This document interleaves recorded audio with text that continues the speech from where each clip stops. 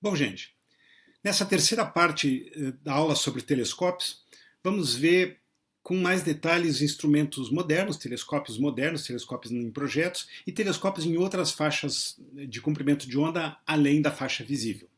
E já começando com esses que aparecem aqui nessa imagem. O telescópio espacial é um exemplo clássico, famoso, de um telescópio fora da Terra, que trabalha numa faixa de frequências que não é exclusivamente a luz visível, trabalha no ultravioleta também. E um conjunto de telescópios modernos, chamado VLT, a sigla de Very Large Telescope, é um conjunto de 4 telescópios, dos quais 3 aparecem aqui nessa imagem, conjunto de telescópios operado por um consórcio europeu, mas os telescópios estão na América do Sul, no Chile, no norte do Chile e no deserto de Atacama. Vamos ver isso então. Bom, vamos começar com o Brasil. No Brasil, os telescópios ópticos são operados pelo Laboratório Nacional de Astrofísica, que é um órgão do Ministério de Ciência e Tecnologia, que faz aí a coordenação das operações dos telescópios ópticos no Brasil. Aqui, nessa imagem, está o Observatório do Pico dos Dias. É um observatório antigo, construído no final dos anos 70, mas tem um papel importante como uma instalação de treinamento para os estudantes de astronomia, para os estudantes de pós-graduação. E, além disso, o observatório opera, não aqui no Pico dos Dias, mas no seu escritório, na cidade de Itajubá, no sul de Minas Gerais, opera também os telescópios Gemini e SOAR, são consórcios internacionais dos quais o Brasil faz parte, que são operados também pelo Laboratório Nacional de Astrofísica. Algumas coisas interessantes aparecem aqui nessa imagem. Primeira coisa, se a gente for comparar essa imagem com os observatórios que a gente viu nas aulas anteriores, verá que o verde domina, né? Normalmente observatórios são instalados em locais secos e sem vegetação. O Brasil é muito verde, então esse é um problema, porque verde significa umidade e observatórios requerem locais secos para a operação. Para vocês saberem, aqui nesse domo tem um telescópio que está aparecendo aqui, um telescópio de 1,60 m de diâmetro, é o maior telescópio instalado no território brasileiro, que opera já há um pouco mais de 40 anos. Os domos pequenos são 2 telescópios de 60 centímetros e o domo menorzinho um de 40. Aqui está um outro telescópio brasileiro, na verdade um consórcio internacional, do qual o Brasil tem um terço. O Brasil tem um terço do investimento e um terço do tempo do ano. Na verdade, um pouquinho menos do tempo, porque esse telescópio está instalado no Chile e, para ceder o território, o Chile ganha em retribuição 10% do tempo. Então, os outros 90% do tempo são divididos 30% para cada membro do consórcio. Mas é fácil ver aqui a diferença da vegetação, né? Isso aqui é o deserto de Atacama, não tem vegetação, são rochas. E aqui se vê o domo. Algo é interessante de comparar também, o domo desse telescópio aqui, que é um telescópio de 4 metros de diâmetro, é mais ou menos o mesmo diâmetro do domo desse aqui, que é um telescópio de 1,60 m de diâmetro. Por que a diferença?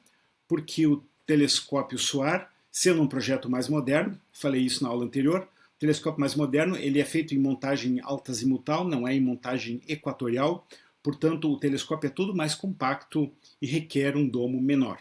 Aqui tem uma imagem de dentro da cúpula do telescópio SOAR, dá para ver aqui como o telescópio é montado, ele é uma montagem alta-azimutal, esse disco aqui gira em azimuth, e aqui ele pivota nesse eixo aqui, pivota em elevação, em altura. O espelho primário está aqui. Aqui nessa outra imagem da direita dá para ver o espelho primário por baixo. Se vocês viram com atenção a aula passada, vão lembrar que os telescópios modernos são apoiados numa malha de pistões hidráulicos que compõem a ótica ativa, ou seja, o telescópio é suportado de baixo por um conjunto de pistões hidráulicos que mantém sempre a forma do espelho o mais próximo possível da forma nominal, corrigindo assim pequenas deformações causadas por variações de temperatura ou pelo fato do telescópio estar numa posição ou noutra, o que faz com que o campo gravitacional atue de forma diferente conforme a posição do telescópio. Essa é uma bela imagem do Cerro Pachón, lá no norte do Chile. Aqui está o SOAR, a mesma imagem anterior, no seu domo o domo tem mais ou menos 20 metros de largura. E aqui em primeiro plano o Gemini Sul. Na aula passada eu mostrei uma foto do Monte Mauna Kea, no Havaí, onde está o Gemini Norte. Na verdade, naquela imagem ele estava aberto, né? O domo estava aberto, aqui o domo está fechado. Para abrir, esse anel inferior desce, o anel superior sobe para o ar fluir através da cúpula, gerando um mínimo de turbulência e assim melhorar a qualidade da imagem. Então aqui estão os dois telescópios na mesma montanha, separados aí por uns 200 metros, lá no Cerro Pachón, no norte do Chile. Aqui está o telescópio SOAR, como ele é a sua estrutura, o seu projeto. Vejam, ele é um telescópio alto-azimutal, gira aqui embaixo, pivota aqui embaixo em azimuth, pivota sobre esses eixos aqui em elevação. Os instrumentos estão dispostos aqui, ao longo dessa estrutura. E como é que funciona o telescópio? Olha, aqui está o espelho primário, aqui tem o espelho secundário acima dele, a luz reflete no primário, reflete no secundário, depois reflete num espelho terciário.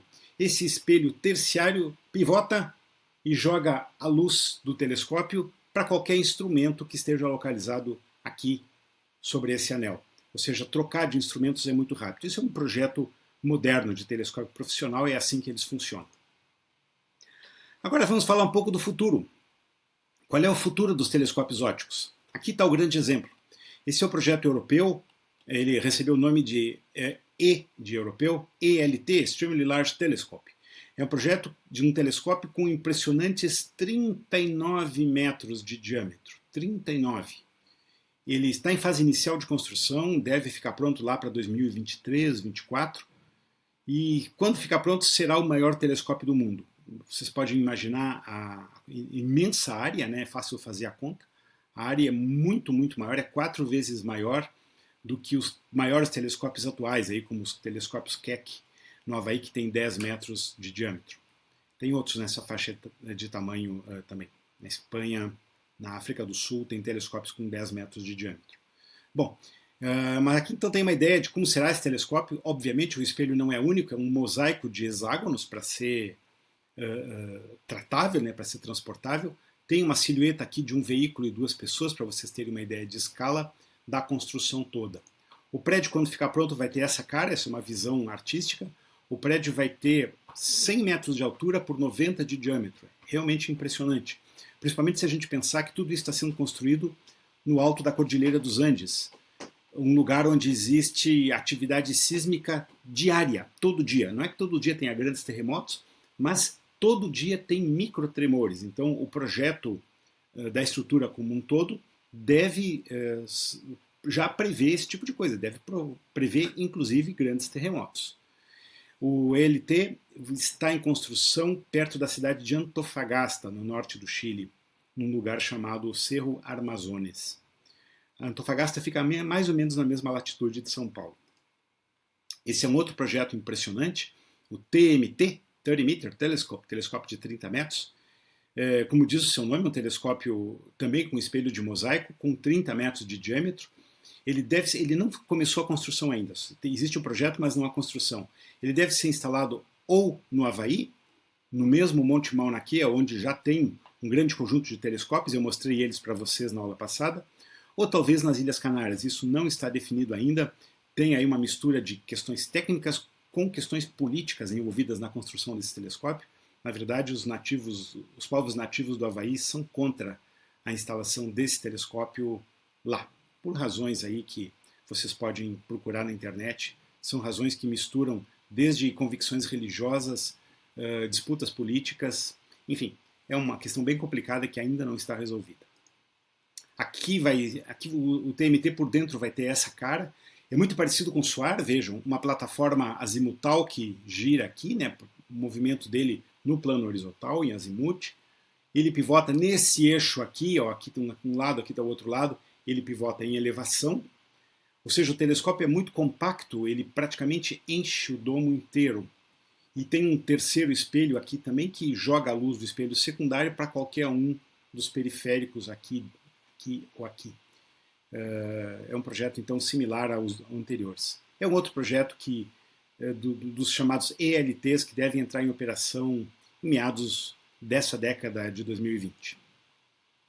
Mais um, o Giant Magellan, esse sim está em construção. Esse é um projeto um pouquinho diferente. Reparem aqui, são 7 espelhos de 8 metros de diâmetro. O central tem um furo, de maneira que a luz é refletida nos 7 espelhos, que juntos formam o primário, reflete aqui em cima num secundário único, desce, passa pelo furo no centro do espelho central e faz foco atrás dele, ou seja, uma ótica Cassegrain. Esse projeto já está em construção e o Brasil faz parte desse consórcio. Na verdade, o Estado de São Paulo, através da FAPESP, Fundação de Amparo à Pesquisa do Estado de São Paulo, faz parte da construção desse telescópio, o que significa que quando ele ficar pronto, os astrônomos do Estado de São Paulo vão ter acesso a esse telescópio numa fração do tempo equivalente à fração do investimento.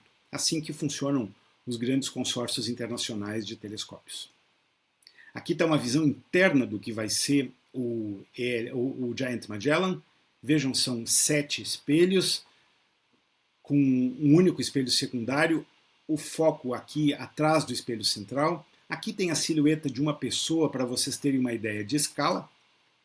Notem que o projeto também é de um domo tão aberto quanto possível, exatamente como o domo do Gemini, que eu mencionei na aula passada, exatamente como o domo do Gemini, para evitar muita turbulência do ar acima da cúpula. Então o que se faz? Se deixa o ar fluir através do domo tanto quanto possível. Essa é a ideia desse telescópio. Agora vamos falar um pouco de radioastronomia. Astronomia em outras faixas de comprimento de onda, além da faixa óptica. A radioastronomia é mais jovem que a astronomia na faixa visível. A astronomia do visível começou lá com Galileu, no comecinho do século XVII. A radioastronomia não. A radioastronomia é bem mais nova, ela começou na prática depois da Segunda Guerra Mundial e surgiu como subproduto do desenvolvimento das tecnologias de radar e de radiocomunicações desenvolvidas durante a Segunda Guerra Mundial. Aqui tem um esquema, aqui tem uma foto, né, de um radiotelescópio e o esquema típico deles. Os radiotelescópios normalmente são estruturas similares aos ópticos, ou seja, tem um refletor primário, só que não tem um secundário. Normalmente no foco primário está o receptor, a antena, né? É um radiotelescópio, ele funciona de maneira análoga àquelas antenas até de televisão que muitos têm no telhado de casa ou já viram, né, no telhado de alguma casa. Só que, obviamente, os diâmetros são muito maiores. Como a energia na faixa das ondas de rádio é muito menor que a energia na faixa visível, vamos lembrar, a energia de um fóton é igual a E igual a H, constante de Planck, vezes Ni, frequência. Quando, nas frequências das ondas de rádio, a energia, são frequências menores, são comprimentos de onda maiores, portanto a energia é muito menor. São precisos áreas de superfícies refletoras bem maiores. Por outro lado, a qualidade da superfície refletora não precisa ser um espelho maravilhoso, como o caso dos telescópios ópticos. Por quê? Normalmente, o requisito fundamental para a boa qualidade de um refletor é que as imperfeições na superfície refletora sejam da ordem de 1/10 do comprimento de onda incidente. Ora, se a gente pensar na luz visível, a gente está falando de comprimentos de onda na faixa de 5.000 angstroms ou 500 nanômetros, ou seja, meio micron. Quer dizer que as irregularidades maiores num espelho astronômico aceitável são da ordem de 1/10 de meio micron, né? De menos de 1/10 de micron. Precisam ser superfícies refletoras de altíssima qualidade. Agora, se a gente está pensando num radiotelescópio que trabalhe na faixa das ondas centimétricas, que é uma faixa típica, faixa de 1 centímetro, uma superfície refletora com irregularidades de 1 milímetro, está ótimo. Então, são chapas de alumínio normalmente, são chapas de alumínio que fazem a superfície refletora e não precisa ser melhor do que isso. Essa foto em particular é um radiotelescópio nos Estados Unidos, no estado da Virgínia, West Virginia, que tem 105 metros de diâmetro, e aqui está o foco. O espelho é levemente assimétrico, de maneira que o foco está aqui nesse ponto, onde está o foco primário do telescópio. O refletor, obviamente, é o prato aqui embaixo. Aqui tem outro radiotelescópio famoso, o radiotelescópio de Arecibo, em Porto Rico. Esse é um conceito um pouco diferente. Ele está numa cavidade, obviamente é fixo, ele tem 300 metros de diâmetro, ele é muito grande. Por muito tempo foi o maior radiotelescópio do mundo. Obviamente essa estrutura primária, o refletor primário não se move. O que se move é o secundário. O receptor secundário aqui em cima, ele se move apoiado nesse conjunto de cabos de aço que está nesses 3 pilares. Os conjuntos de cabo de aço se movem de maneira que o primário vai ficar sempre estável, mas o secundário vai se movendo para acompanhar o movimento sideral do corpo do alvo lá no céu. Notem aqui operários trabalhando, fazendo manutenção da superfície primária. Vejam, ele está usando um disco aqui só para o pé dele não deformar a estrutura, mas o que tem aqui são simplesmente chapas metálicas sem polimento. Não é necessário polimento maior que isso. E esse aqui é o maior radiotelescópio do mundo atualmente. Ele acabou de ser concluído, foi concluído em janeiro desse ano de 2020. O nome dele é FAST, que é uma sigla de 500 Meter Aperture Spherical Telescope. Ele está construído na China, lá no sudoeste da China, na província de Guizhou, e tem impressionantes 500 metros de diâmetro. Assim como o Arecibo, obviamente o espelho primário, o refletor primário não se move, o que se move é o secundário. Nessa foto aqui, essa foto aqui é da época da construção, o secundário não está aparecendo, ele é uma estrutura que paira aqui em cima, apoiado por essas 5 torres. Bom, então essas são as características do comprimento de onda, né, dos comprimentos de onda do rádio. O comprimento de onda maior implica numa resolução angular, ou seja, numa qualidade de imagem pior. As imagens dos radiotelescópios são piores que as dos telescópios ópticos. A grande vantagem é que se pode observar 24 horas por dia, não tem fazer paradas durante o dia. As nuvens não interferem, a não ser que o observador esteja observando especificamente uma frequência similar às frequências da molécula de água. Mas fora isso, ele pode observar com nuvem, pode observar até com chuva. E faixas de frequência diferente dão informações sobre moléculas diferentes. A gente falou isso na aula passada, um radiotelescópio funciona de forma similar a um receptor de rádio que a gente tem em casa, um rádio. Você sintoniza uma certa emissora, uma certa estação. Quando você faz isso, você sintoniza a frequência, você está dizendo para o seu receptor de rádio: eu quero escutar aquela frequência. O radiotelescópio funciona do mesmo jeito. Sintoniza-se a frequência que se quiser escutar. Aqui, por exemplo, só para comparar, está uma foto por trás, uma foto da nebulosa de Órion, na região da constelação de Órion, próximo das Três Marias, e superposto a ela uma imagem aqui em listras azuis, mostrando uma imagem em rádio, obtida por um radiotelescópio. Vejam, a imagem é pior, ela mostra então como a emissão de rádio da nebulosa de Órion está distribuída. Um outro tipo de rádio observatórios são os chamados radiointerferômetros. São conjuntos de antenas, normalmente situadas na forma de um Y.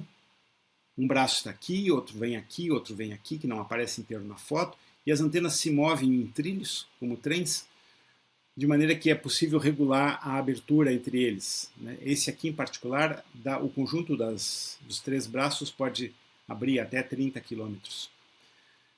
E o que se ganha com isso? O que é um radiointerferômetro? Ele combina informações de várias antenas individuais, vários receptores individuais, como se fosse um único receptor, né, uma única antena. A vantagem de atuar dessa forma é que a combinação das imagens de todas as antenas, atenção, não basta somar os fluxos, é preciso que essa combinação seja feita em fase também. Isso é uma onda eletromagnética, ela tem uma intensidade e ela tem uma fase também.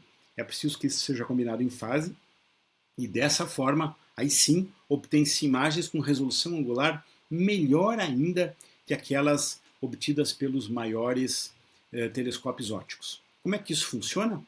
Ora, funciona através do princípio da interferometria, ou seja, é possível uma fração muito pequena de poucos segundos de arco, ou até de frações de segundo de arco, se a gente tiver, por exemplo, um exemplo aqui, uma resolução de 1 segundo de arco, de 2 segundos de arco, que é mais ou menos a resolução obtida por um telescópio óptico na Terra.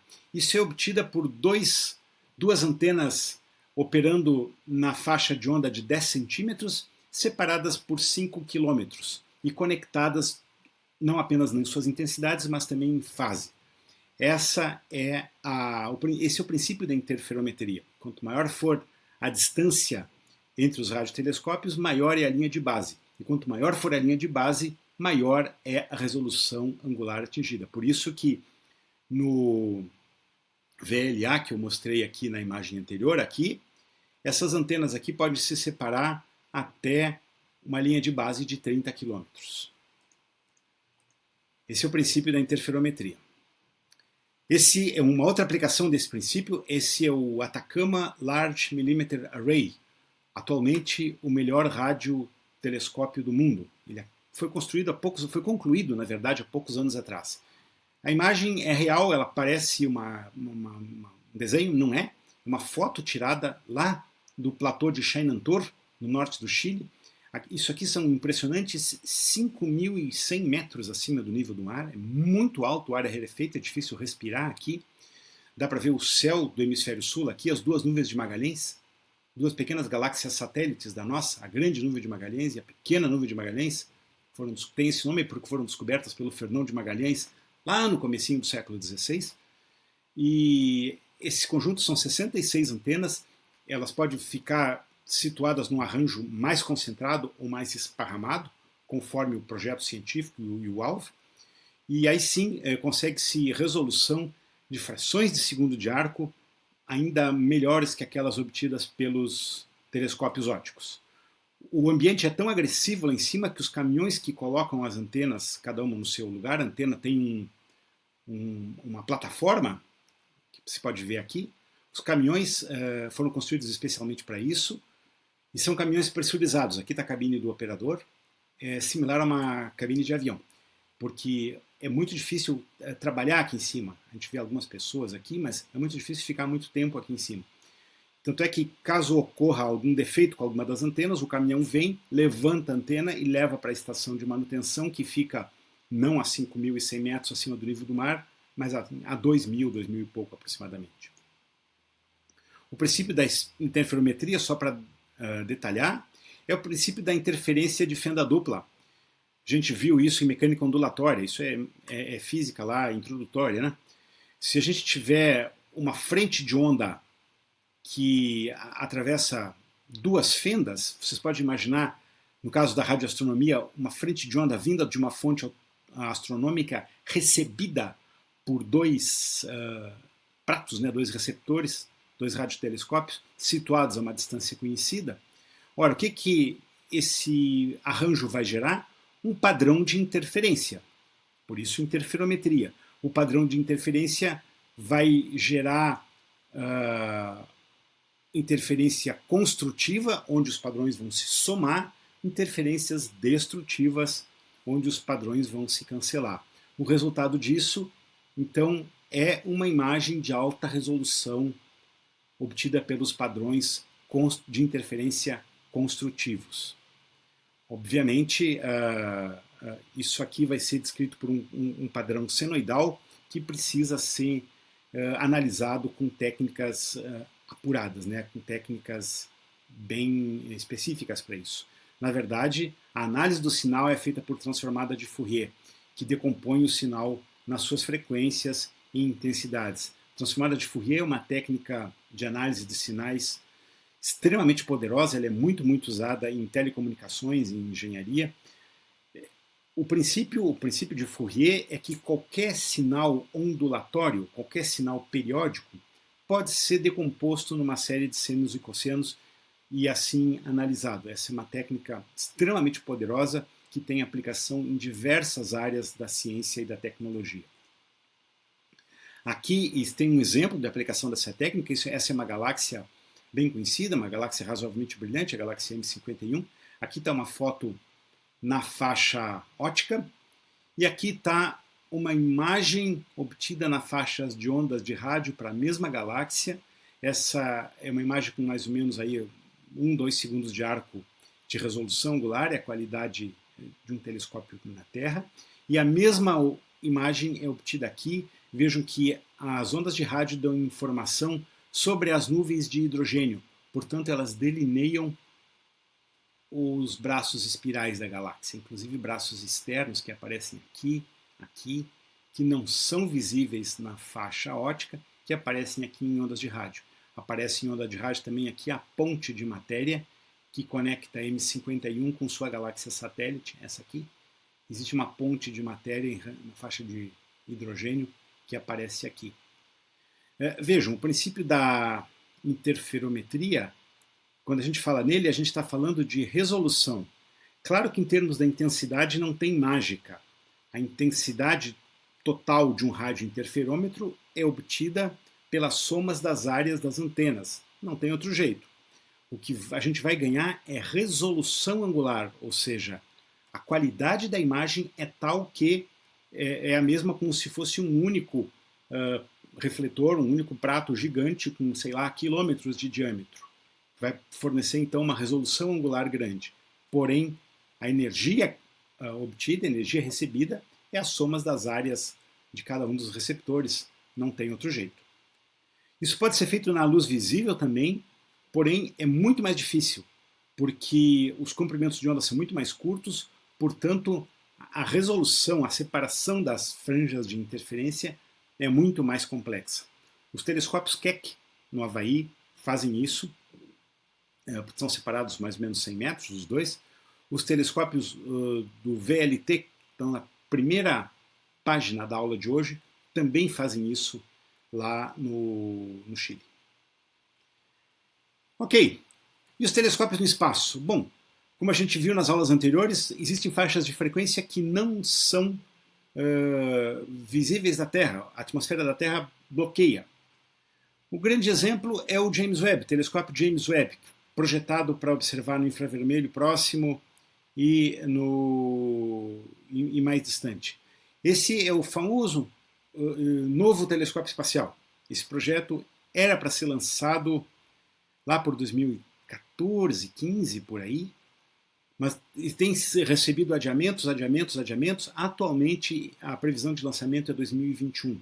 É um telescópio com 6,5 metros de diâmetro, observar no infravermelho, e que vai ficar, vejam esse diagrama aqui, a Terra, o Sol, na verdade ele vai ficar atrás da Terra, girando em torno do Sol com a mesma velocidade orbital da Terra, no chamado segundo ponto de Lagrange, que é um ponto de estabilidade dinâmica do sistema Terra-Sol, do sistema de dois corpos. Aqui entramos já na mecânica celeste.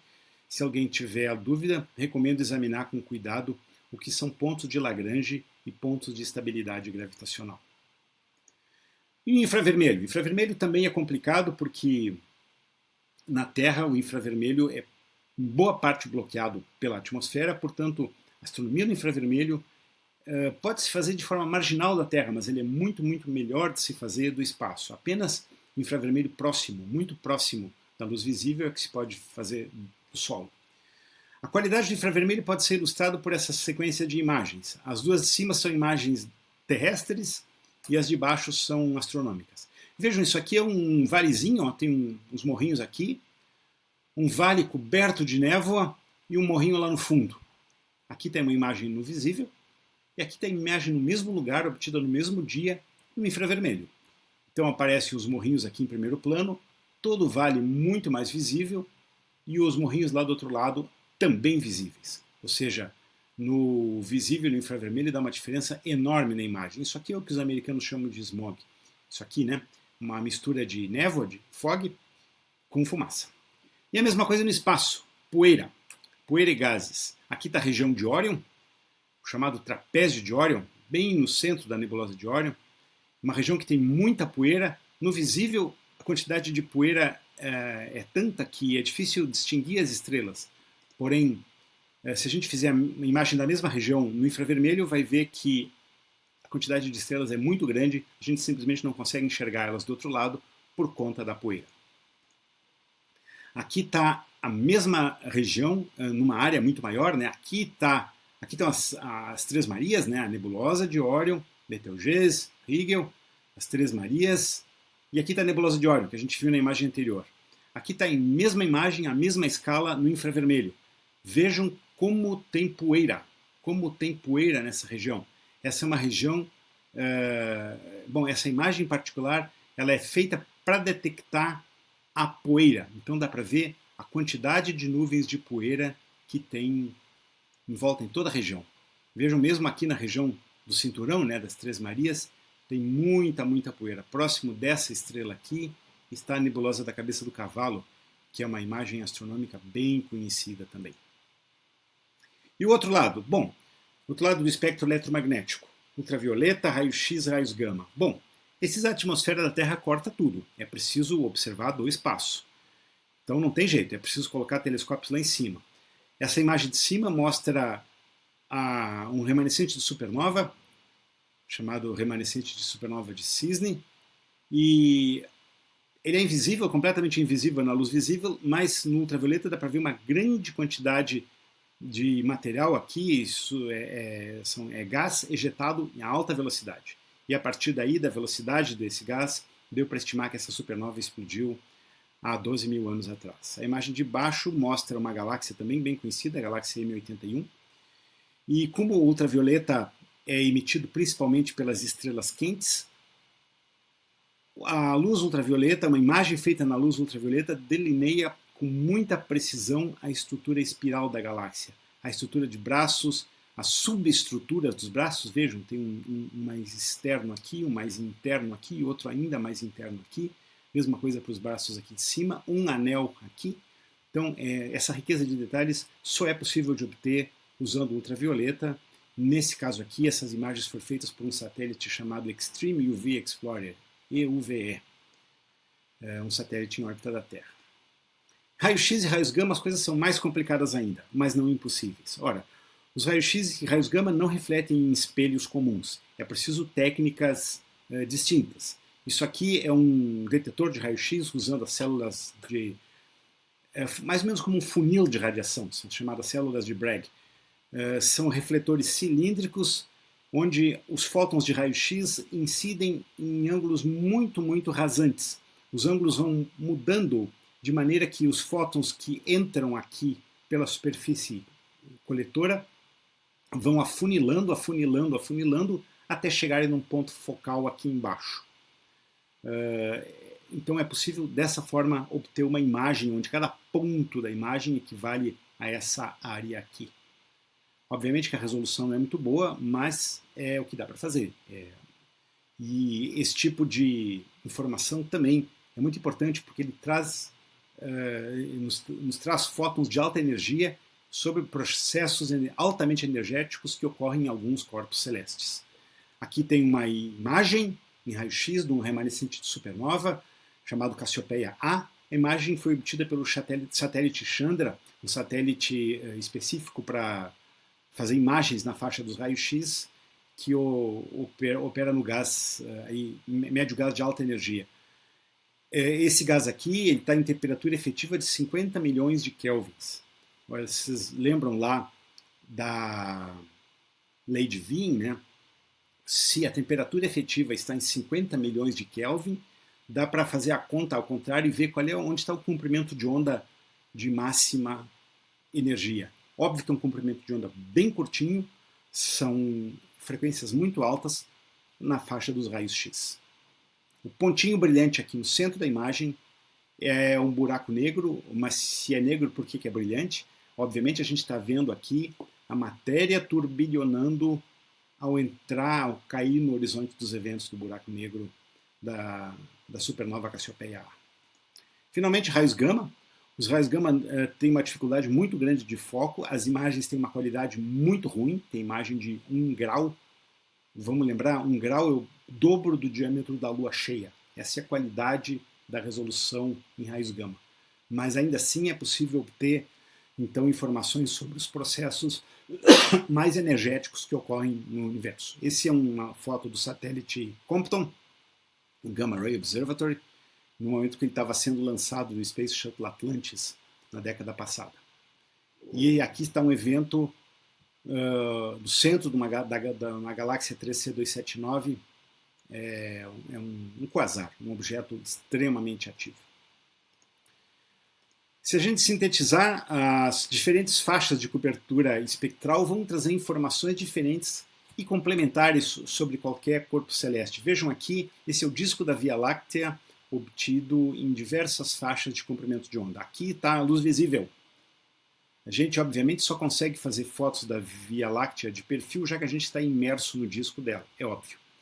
Aqui está em ondas de rádio, em infravermelho, na luz visível, em raios X e em raios gama, mostrando aí processos físicos diferentes que ocorrem no gás do plano da nossa galáxia. Vejo que em raio X a galáxia tem pontos extremamente brilhantes aqui em raio X, raio gama, que são de todo modo invisíveis em outras... Aqui estão as nuvens de Magalhães, mas pontos como esse aqui são invisíveis em outras faixas de comprimento de onda. Então, isso que é importante reter. As coberturas espectrais diferentes não se substituem, nem se superpõem, elas são complementares. Cada faixa de cobertura espectral dá informação sobre um processo físico diferente ou sobre corpos de natureza diferente. Isso está sintetizado nessa tabelinha aqui. Na faixa das ondas de rádio a gente vai ter informação sobre planetas, sobre campos magnéticos dos planetas, sobre a estrutura das galáxias, das nuvens de hidrogênio neutro, sobre galáxias ativas, sobre a radiação cósmica de fundo. O infravermelho nos traz informação sobre estrelas frias, estrelas em formação, sobre a estrutura do universo em larga escala. A luz visível a gente já bem conhece, sobre as estrelas, sobre a evolução estelar, sobre a morfologia das galáxias, também sobre o universo em larga escala. A radiação ultravioleta nos traz informação sobre o meio interestelar, sobre as estrelas quentes. O raio-x nos traz informação sobre as atmosferas das estrelas, sobre objetos muito energéticos, como estrelas de nêutrons e buracos negros, sobre as chamadas galáxias de núcleo ativo, que a gente vai ver mais para o final do curso, e sobre o gás quente que permeia aí as galáxias e os aglomerados de galáxias. A radiação gama, a mais energética de todas, nos traz informação sobre os processos físicos de alta energia que ocorrem, por exemplo, nas estrelas de nêutron e nos núcleos galácticos ativos. Essas informações todas são complementares e juntas elas nos ajudam a responder a velha pergunta aquela, a famosa pergunta aquela: como é que vocês sabem tudo isso só olhando? Uma parte fundamental dessa resposta é não olhar só com o olho, olhar em faixas espectrais diferentes e complementares. E assim termina a terceira parte dessa aula.